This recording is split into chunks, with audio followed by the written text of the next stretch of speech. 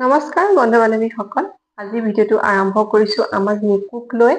মিকুকনো কিয়নো আনিলো, আৰু প্ৰথমতে মই আচলতে তেওঁ আনিবলৈ মানাই কৰিছিলো, আনিব নালাগে বুলি। কিন্তু মই আচলতে আনিবলৈ নালাগে বুলি কৈ মই ভুলহে কৰিছিলো। এতিয়া মই ভাবিছো কিহৰ কাৰণে মই সেইটোও কৰিছো বাৰু।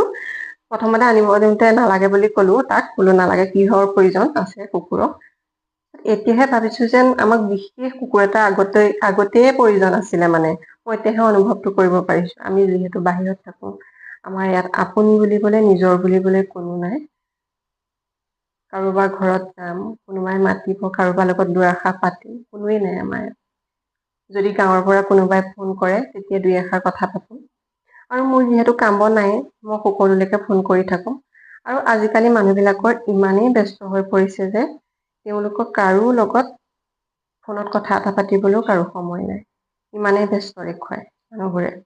সেইকাৰণে মিকুক আনিলে মই ভালেই হৈছে। মানে মানুহৰতো জীৱনত চিন্তা, ভাৱনা, টেনচন বহুতে থাকে।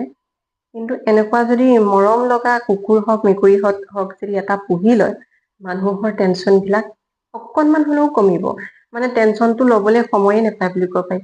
কাৰণ ইমানেই সহায় থাকে, আমাক ইমানেই ব্যস্ত কৰি ৰখায়, মানে মন বেয়া লগাবলগীয়া কোনোৱে কথা নাই ন মিকু? হয়নে নহয় কৈ দিয়া?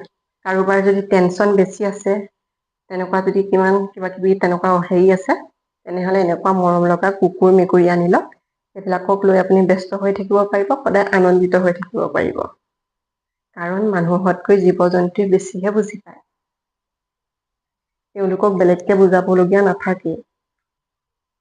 মানুহে খাই পেলাই পাহৰি যাব কিন্তু জীৱ-জন্তুৱে এদিন খোৱাক তেওঁলোকে কেতিয়াও নাপাহৰে, সদায় মনত ৰাখিব।